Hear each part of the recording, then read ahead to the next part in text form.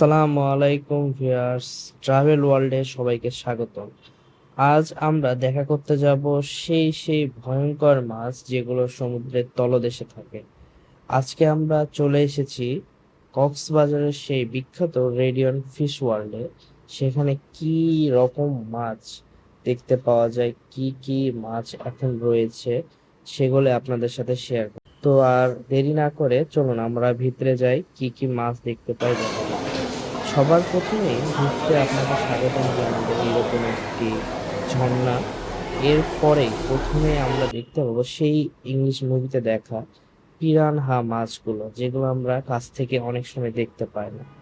এরপরে দেখা যায় অনেক ছোট ছোট মাছ, যেগুলো আমরা সচরাচর অ্যাকুরিয়ামে দেখতে পাই। এর পাশাপাশি শামুক এবং ঝিনুকও রয়েছে কিছু কিছু, যেগুলো আমরা দেখতে পাই। তারপরে আমরা এই টাইপসের মাছ যেগুলো সবারই বাড়িতে কম বেশি থাকে, বড় ধরনের কমেট। এই মাছগুলোতে আপনারা চাইলে নিজ হাতে খাবারও খাওয়াতে পারবেন, ফিডার খাওয়াতে পারবেন। এখানে 20 টাকা করে নিবে খাবার খাওয়ানোর জন্য। তো এরপরে সামনে যে মাছটা দেখতেছেন, এইটা হচ্ছে মিঠা পানির সব থেকে বড় মাছ। এই মাছগুলো ওজনে প্রায় 30 কেজি মতো হয়ে থাকে। এরপর কিছু ঝর্ণার মতো করা আছে, যেগুলো দেখে আপনাদের কাছে মোটামুটি ভালো লাগবে, কিন্তু আপনার কাছে এখন পর্যন্ত মনে হবে যে 250, বা যারা উম, হোটেল থেকে টিকিট কাটেননি এখানে এসে টিকিট কেটেছেন, 300 টাকাতে কি দেখতে আসলাম আপনাদের কাছে, এটাই হয়তো এখন পর্যন্ত মনে হবে যে 300 টাকার জন্য কি এগুলো মাছ দেখবো বা এগুলোর জন্য আসছি। তো আমি সবাইকে বলবো যে একটু ধৈর্য ধরেন, অবশ্যই আপনাদের জন্য অনেক ভালো কিছু সামনে ওয়েট করছে, যেগুলো আপনারা মনে হবে যে সাগরের নিচ থেকে আপনারা সব মাছগুলোকে ধরতে পারছেন, ছুঁতে পারছেন। তো চলুন দেখি আরো কি কি মাছ রয়েছে সামনে। কিছু ইন্টারেস্টিং এই টাইপস এর মাছ রয়েছে, আমরা নামগুলো দেখানোর চেষ্টা করছি, আপনারা অবশ্যই স্ক্রিনে দেখতে পাবেন এইগুলোর নাম। কিছু কিছু মাছ দেখে মনে হয় যে এগুলো মনে হয় স্থির দাঁড়ায় আছে। আবার এর পাশাপাশি আপনাদের সাথে শেয়ার করবো কিছুক্ষণের মধ্যে এমন একটি মাছ যেটিকে আপনারা দেখতে পাবেন কিনা আমি জানি না। দেখেন এখানে কি কোনো মাছ আছে বলে মনে হয়, একটু ভালো করে লক্ষ্য করুন, একটু পরেই বুঝতে পারবেন এখানে কি মাছ আছে নাকি নাই। আমিও প্রথমে ভেবেছিলাম এখানে কি মাছ আছে, পরবর্তীতে যখন তাকে অনেক কষ্টে সেখান থেকে নড়ানো গিয়েছে, তারপরে দেখলাম হ্যাঁ সেখানে একটি মাছ রয়েছে। এটা সবসময় বালির সাথে এমন ভাবে মিশে থাকে যে বোঝাই যায় না এখানে মাছ আছে কিনা। এটার জন্য অনেক সময় মানুষ ফিশ ওয়ার্ল্ডকে গালাগালি করে।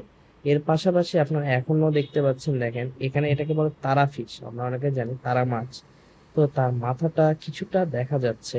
একে অনেক কষ্ট করেও তোলা সম্ভব হয়নি আমার পক্ষে, আরো অনেক লোক ছিল তারাও তুলতে পারেনি। আর এরপর যে মাছগুলো দেখছেন এগুলো আমরা অ্যাকুরিয়ামে দেখতে পাই, শার্ক বলা হয়, ছোট শার্ক এগুলোকে।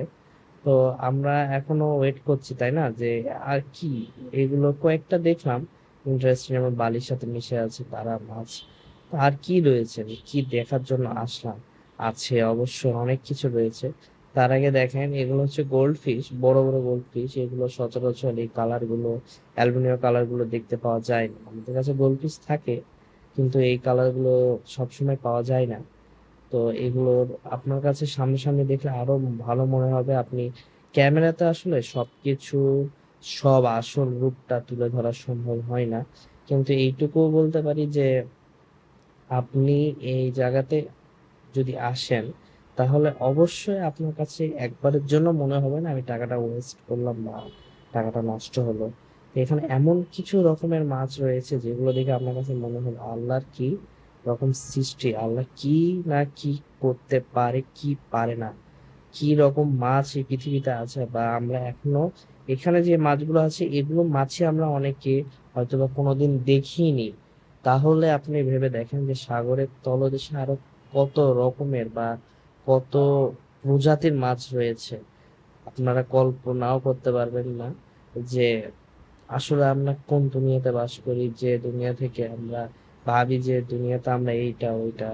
যাই হোক ওগুলো বাদ দিই। তো এখানেও দেখতে পাচ্ছেন কিরকম কিছু বিউটিফুল, বা এগুলো কি বিউটিফুল না কিউট বলবো বুঝতে পারছি না। তো এগুলো হচ্ছে বরগুনি বলা হয়। তারপরে দেখতে পাচ্ছি কিছু হচ্ছে সাদা রঙের মাছ।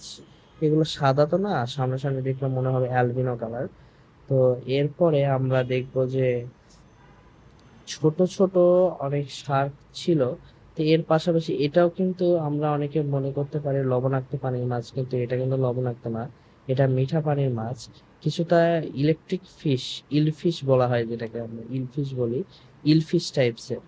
এটা যদিও প্রপার ইলফিশ না, এটা মিঠা পানির মাছ, কিন্তু এটা দেখতে ইলফিশের মতো হুবহু আপনার ইলফিশ, কিন্তু সাইজে একটু ছোট। এরপর আমরা এই মাছগুলো এখন সচরাচর অ্যাকুরিয়ামে মানুষ পালি। এগুলো কিন্তু প্রত্যেকটা মাংসশী প্রাণী। যেমন এর আগে যেটা ছিল অ্যারাগোনা, এটা হচ্ছে, এটাও কিন্তু আপনারা যে দানা এগুলো খায় না, এটা কিন্তু পুরো সরীসৃপ খাওয়া মাছ। তো আমরা হয়তোবা অনেকে ওয়েটের পালা শেষ হয়ে যাচ্ছে যে ভিডিওর প্রথমে দেখানো হলো যে মাছ, শার্ক আছে, এই আছে, ওই আছে। আদতে কি ওগুলো আছে? কি মনে হচ্ছে, ওগুলো কি আছে, নাকি আপনাদেরকে রেডিয়ান ফিশ ওয়ার্ল্ডের বাইরেও যেরকম ভিডিও দেখানো হয় যে ভিতরে শার্ক আছে, বড় একটা কচ্ছপ রয়েছে, বা অনেকগুলো দু একটা শার্ক একসাথে আছে, কি মনে হয় আছে কিনা? দেখা যাক। আমরা আর একটু ভিডিওটা হয়তো ওয়েট করি, দেখতে পাই কিনা। নাকি আপনাদেরকে ভিডিওতেও অনেক সময় অনেক কিছু দেখানো হয় আপনাদেরকে ভিডিওটা পুরোটা দেখানোর জন্য। তো আমরা আর কিছুক্ষণ ওয়েট করি নাকি, যে দেখতে পাই কিনা। তো এখন আমরা দেখতে পাচ্ছি লাল কাঁকড়া। লাল কাঁকড়া বিচে যে অনেকে লাল কাঁকড়া দেখতে পায় না, তো তাদের আফসোসটা এখানে মেটানো হয়েছে। তো এরপর আমরা যে মাছটা দেখছি এটাকে সামুদ্রিক সাপ বলা হয়। এটা কিন্তু এক ধরনের মাছ, কিন্তু এটাকে সামুদ্রিক সাপ হিসেবে আখ্যায়িত করা হয়ে থাকে। তো এরপর দেখা যাক যে আমাদের সব থেকে বড় যেটাকে বলা হয় এই রেডিয়ান ফিশের মধ্যে, যে সমুদ্রের গভীরে কি মাছ রয়েছে। তো দেখেন, আপনাদের অপেক্ষার পালা হয়তো শেষ হলো। আমরা তো দেখতে পাচ্ছি যে অবশ্যই শার্ক রয়েছে। তো শার্ক কত কাছ থেকে দেখা যায় এই জায়গাতে। আমার প্রথমে তো ভয় লেগেছিল যে হয়তো বা কামড় টামড় মারে নাকি, আল্লাহ জানে। তো পরবর্তী দেখলাম না, কামড় টামড় তো দেয় না। তো মাঝখানে দেখলাম কাজ রয়েছে, প্রথমে ভাবছিলাম একটা, পরে দেখলাম আর একটা কই থেকে আসলো, বুঝতে পারলাম না। পরবর্তীতে দুইটা শার্ক দেখে অনেকটাই মন ভালো হলো। সবাই এই জায়গাতে অনেক ভিড় করে। এখানে বিভিন্ন রকমের মাছ রয়েছে, যেমন এগুলো মাছ আমি কোনোদিন চোখেও দেখি না, আপনারা দেখলে দেখতে পারেন, বাট আমি নিজে কোনোদিন দেখিনি এগুলো মাছ। এরপরে আমি এমন একটা জিনিসকে দেখলাম, আমার কি আর বলবো, এটাকে আমি বুদ্ধা বলে ওখানে ডাকতেছিলাম, যে বুদ্ধা আসলো। তো এটা এত বড়, আপনারা হয়তো ভিডিওতে দেখে বুঝতে পারতেছেন না, বাট এটা এতটা বড় আপনারা কল্পনা করতে পারবেন না।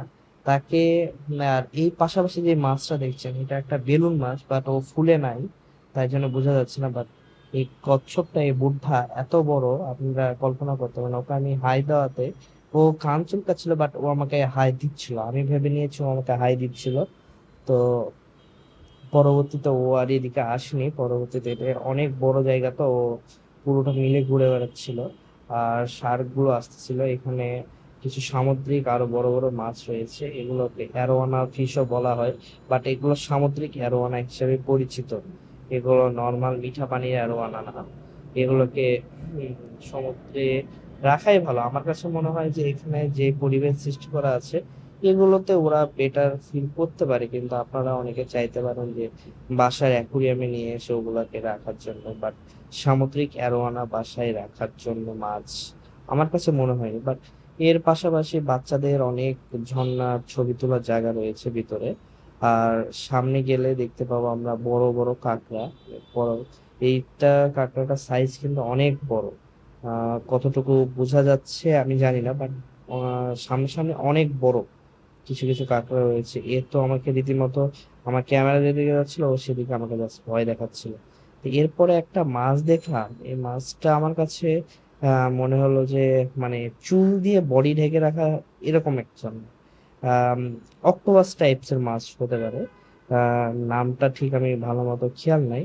তো এর সর্ব টপ ফ্লোর 3 তলায় কিছু মিরর গেম রয়েছে, এখানে মিরর জোন রয়েছে, এখানে বাচ্চাদের ভিডিও প্লে গেম রয়েছে। এর পাশাপাশি এখানে বাচ্চাদের কিংডম রয়েছে, এখানে কার চালানোর জায়গা রয়েছে। আর সব থেকে ভালো লাগছে যে তাদের এখানে একটা নিজস্ব মসজিদ রয়েছে, যেখানে নামাজ পড়া যাবে, আপনারা চাইলেই নামাজ পড়তে পারবেন। সবকিছু মিলিয়ে আমার কাছে অনেক ভালো রয়েছে। আজকের মতো এখানে শেষ করছি। আল্লাহ